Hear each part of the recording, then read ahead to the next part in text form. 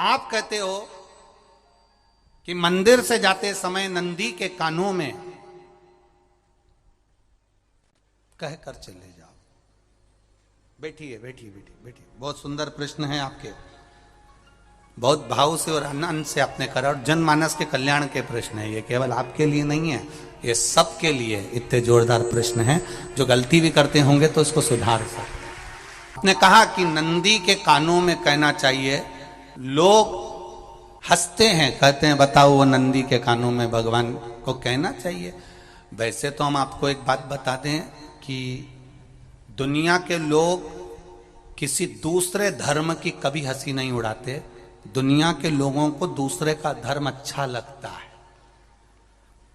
दुनिया के लोग सबसे ज्यादा हंसी उड़ाते हैं तो हमारे सनातन धर्म की ही उड़ाते हैं, और उसे खुद उड़ाते हैं, दूसरा उड़ाने वाला नहीं होता।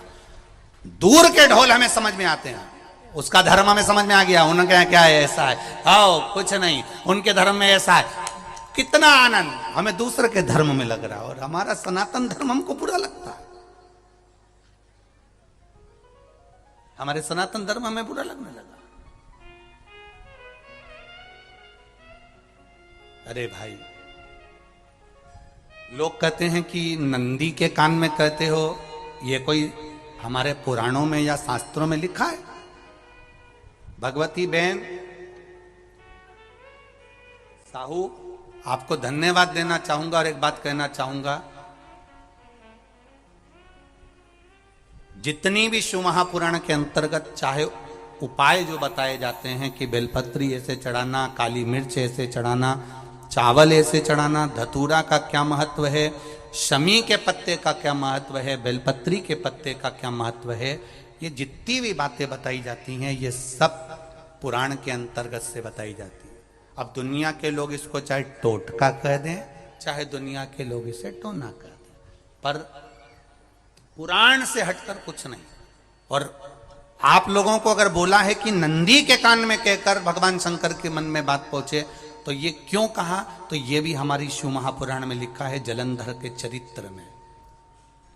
कोई आपसे कहे कि नंदी के कान में बोलने से क्या होता है, ये जलंधर का चरित्र कह रहा है। मां पार्वती जी का हस्त कमल पकड़कर जलंधर लेकर जाने लगा।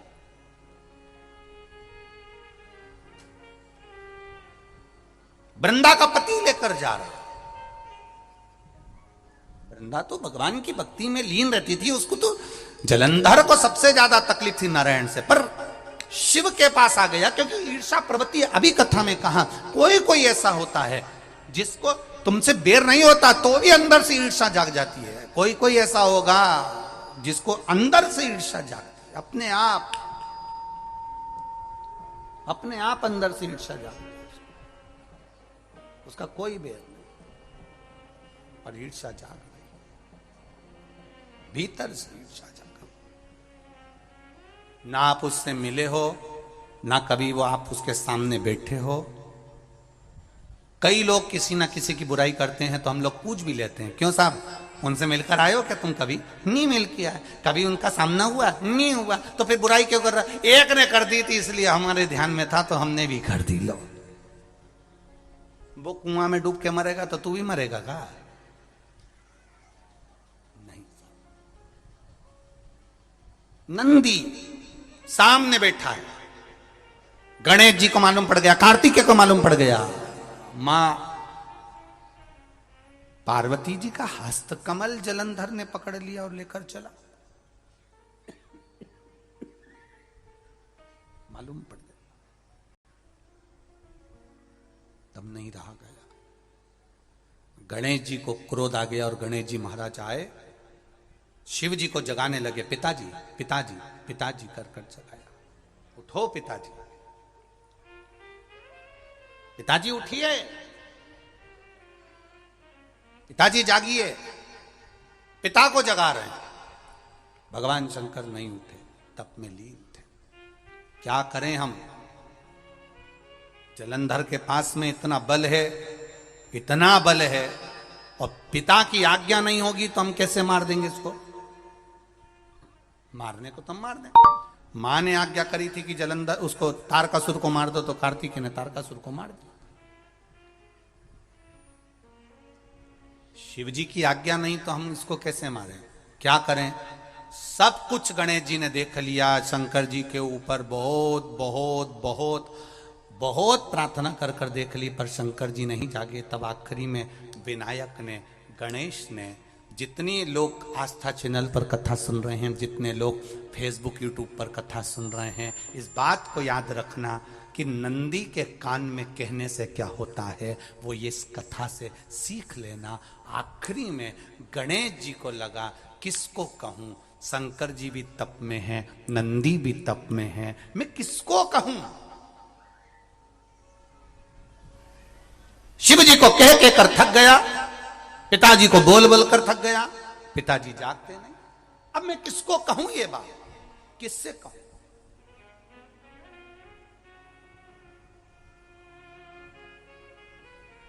विनायक गए सीधे अब नंदी के पास में। नंदी भी तप में लीन थे, शंकर जी की ओर मुख था, शंकर जी की ओर मुख था। गए और जाकर तुरंत विनायक ने नंदी के कानों में जाकर कहा, नंदीश्वर, मैया का हाथ पकड़कर जलंधर लेकर जा रहा है, पिताजी तप में लीन है, कृपा करिए ना। बस केवल नंदी के कान में कहा, गणेश जी दूर हट गए। नंदी के कान में कहा, शंकर जी के नेत्र खुल गए, शिव जी के नेत्र खुले। ध्यान देना जरा, इस शिव महापुराण की, आशुतोष शिव महापुराण की कथा, जो कथा यहां कही जा रही है, यह कथा पहले के चरित्रों में सुनने को नहीं मिली होगी। जरा ध्यान देना इस संवाद पर, जितने लोग आस्था चैनल पर, जितने फेसबुक यूट्यूब पर सुन रहे हैं। सनातन धर्म की हंसी उड़ाने वाले कह देते हैं नंदी के कान में कहने से क्या होता है, नंदी के सामने जाकर बोलने से क्या होता है, नंदी के पास बैठकर बोलने से क्या होता है, नंदी के पास बैठकर शंकर जी का मात्र दीदार करने से क्या होता है, दर्शन करने से क्या होता है। वो अच्छे से समझ लेना, जो लोग सनातन धर्म पर उंगलियां उठाते हैं, वो अच्छे से समझ लें इस बात को।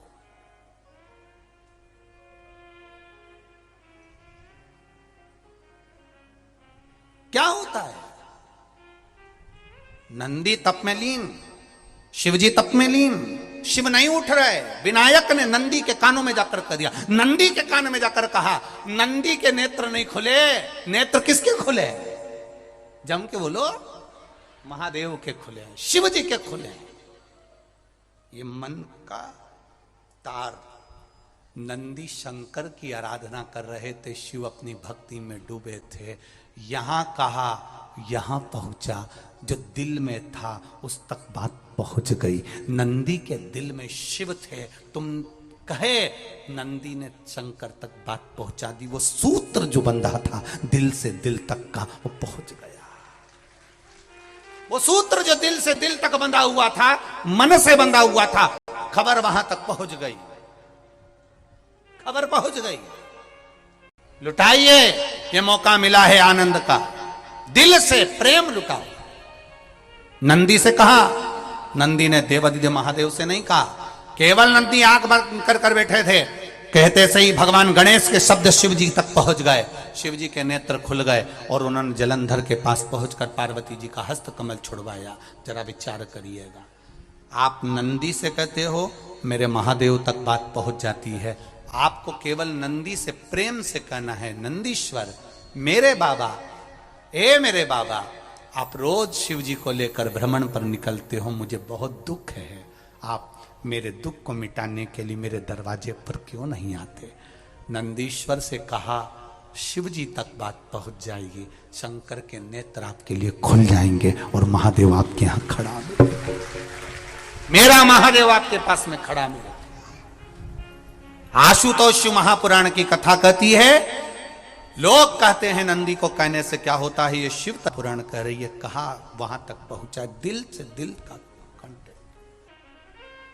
हम कई बार कहे आपको, आप लोगों ने सुना होगा शिव महापुराण में कि बहुत दुख हो जिंदगी का, बहुत दुख तकलीफ। जैसे वो बहन ने लिखा, मेरे कर्जे में लदालुम हो गई, तकलीफ बढ़ गई, शरीर का रोग था, 15-20 साल हो गए, आराम नहीं, बेटे भी व्यसन में डूबने लगे क्योंकि कर्जा बढ़ गया। टेंशन में रहेगा आदमी तो गलत संगत की ओर चला जाता।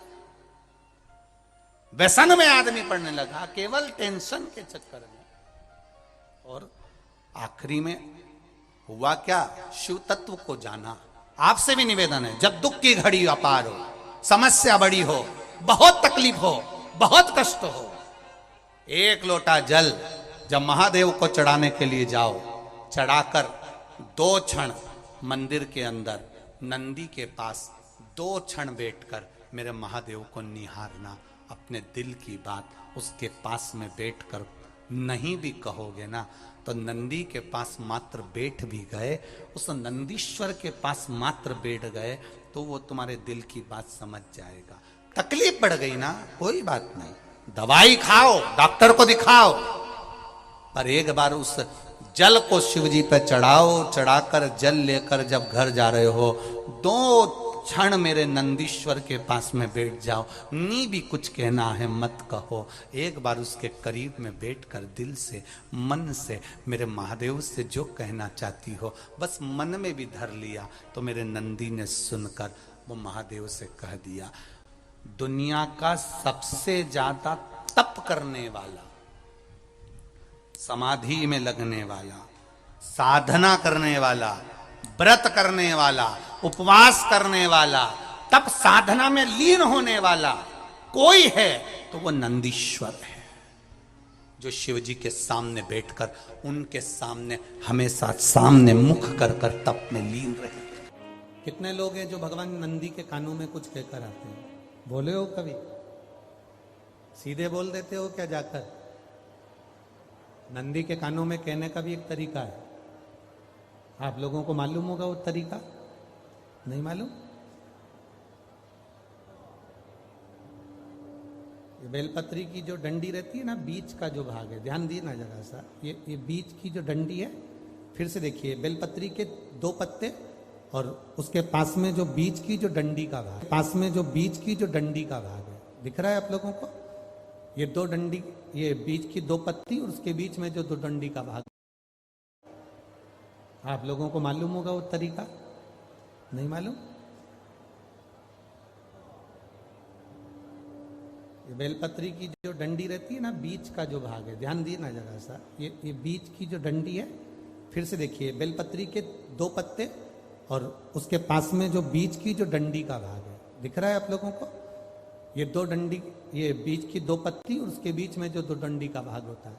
जब हम देवाधिदेव महादेव से कोई बात कहने वाले होते हैं ना, कि बाबा बहुत दुखी हूं, बाबा बहुत तकलीफ चल रही है, बाबा मैंने एक कंपटीशन एग्जाम में परीक्षा दी है, बाबा मेरे जीवन में ये तकलीफ हो रही है, बाबा, तब इस बेलपत्री की जो ये डंडी होती है, इस उंगली से, इस अंगुष्ठ से इस डंडी को पकड़ा जाता है और बाबा के कर्ण में कहने से पहले ये हाथ को नंदी के ऊपर रखकर फिर हम बाबा के नंदी के कानों में कहते हैं और चलते समय इस बेलपत्र को अशोक सुंदरी की जगह पर चढ़ाकर वापिस सजाते हैं। देव अधिदेव महादेव को पार्वती की बात मानना ही पड़ती है और वो कहना ही पड़ता है। ये बेलपत्र की महत्व है। ये जितना फल एक बेलपत्र की पत्ती में, उतना की उतना फल हम आपसे फिर कहेंगे। कभी मौका मिल जाए जिंदगी में, कभी तुम्हारे जीवन में अगर मौका मिले और कहीं बेलपत्री का वृक्ष मिल जाए जिसकी छांव तुम्हारे ऊपर पड़ रही हो, तुम्हारे ऊपर अगर बेलपत्री की छांव पड़ रही हो, उसके नीचे बैठकर कभी मौका मिले, एक बेलपत्री का पत्ता मात्र रखकर आप शिव जी का नाम लेकर जल भी अगर समर्पित कर रहे हो ना, तो वो 12 ज्योतिर्लिंग को जल चढ़ाने के बराबर फल प्रदान कर। एक बेलपत्री का पत्ता, एक बेलपत्री का वृक्ष, एक बेलपत्री के वृक्ष की छांव हमारे जीवन को कृतार्थ कर देती है, धन्य कर देती है, कृतार्थ। तो जिस जगह पर नंदी मेरे मंदिर के बाहर बैठा रहेगा,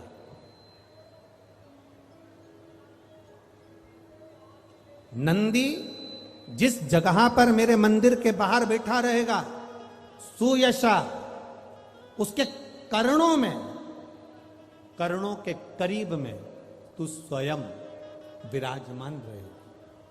सुयशा, जब कोई नारी, जब कोई पुरुष, जब कोई बच्चा, जब कोई बुजुर्ग, जब कोई भी संसार सागर में रहने वाला मानव मेरे मंदिर में आएगा और नंदी के कान में कुछ कहकर जाएगा, तब तू उसको सुनकर मां पार्वती से कहेगी। और पार्वती जब मेरे साथ प्रतिदिन प्रदोष काल में, प्रदोष के समय, शाम के समय भ्रमण पर जब पार्वती मेरे साथ जाएगी, तो पार्वती मैया जिसके सामने नंदी को रोक देगी, मैं उसके ऊपर कृपा करते हुआ चले जाऊंगा। ये हमारा भाव शिव महापुराण की कथा है। तो शंकर जी के मंदिर जाते हैं तो आप जब वापिस लौट कर आते हैं तो नंदी के कान में,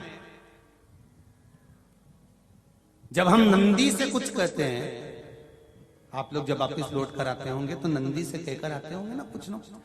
तो जब हम नंदी से कुछ कहकर आते हैं, आपने देखा होगा कई लोग नंदी के कान में कुछ कहते हैं, फिर नंदी का जो सींग होता है उस सींग के बीच में से शिवलिंग का दर्शन करते हैं।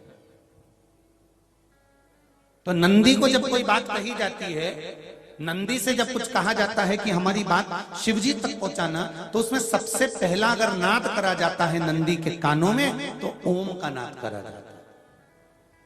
आप सीधे जाकर अगर कहेंगे नंदी को कि हमारी ये बात है, आप वहां तक पहुंचा देना, तो नंदी उस बात को कहे चाहे नहीं कहे, पर जब आप नंदी के कान में ओम कहने के बाद में अपने हृदय की बात कहते हैं, तो जैसे एक पत्र आपने भेजा और पत्र को तुमने लिफाफे के अंदर रख दिया, रखने के बाद में तुमने एड्रेस भी लिख दिया, समझ लेना बहुत अच्छे से। एड्रेस लिखने के बाद में तुमने अपना मोबाइल नंबर भी लिख दिया, सब कुछ कंप्लीट कर दिया। अब इस लिफाफे को तुमको भोपाल भेजना है सागर से, और तुमने ले जाकर इस लिफाफे को डाकघर के डब्बे में डाल दिया। लिफाफा जाएगा, जम के बोलिए, एड्रेस पूरा लिखा है, पीछे तुम्हारा नाम भी लिखा है, मोबाइल नंबर भी लिखा है, सब कुछ लिख दिया, पर लिफाफा जाएगा नहीं। क्यों नहीं जाएगा? क्योंकि उस पर टिकट चिपका नहीं है। 15 पैसे का, 10 पैसे का, 25 पैसे का, या 1 रुपए का, या 2 रुपए का, उस पे अगर कोई टिकट चिपका होता, फिर आप उसको डालते तो जाता कि नहीं जाता? चले जाता। ये ओम सनातन धर्म के अंतर्गत जितने भी मंत्र होते हैं, जितने ब्राह्मण मंत्र का उच्चारण करते हैं, जितने ब्राह्मण मंत्र पढ़ते हैं और मंत्र का उच्चारण करते हैं, उसमें ओम का नाद क्यों करते हैं? क्योंकि ये हमारे श्लोकों को, हमारे शब्दों को, हमारे दिल की बात को टिकट का काम कर कर परमात्मा तक पहुंचा देता है। ये ओम अक्षर, ओम शब्द, ओम नाद। कभी कभी बेलपत्र देखना, जब बेलपत्र आप समर्पित करते हैं तो ऊपर वाली जो पत्ती होती है उस पे ओम लिखते हो। कई किसी को लिखते हुए देखा होगा, चंदन से, पीले चंदन से, लाल चंदन से। सबसे मूल 3 पत्तियों में बीच वाली जो पत्ती है उस पे ओम लिख दिया, फिर इधर वाली में लिख दिया नमः, इधर वाले में लिख दिया शिवाय।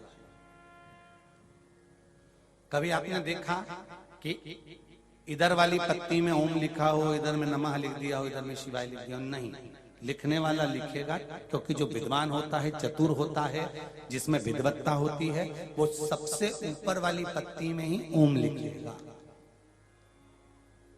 क्योंकि उसको मालूम है ये ब्रह्मा है, ये विष्णु है और ऊपर शिव है।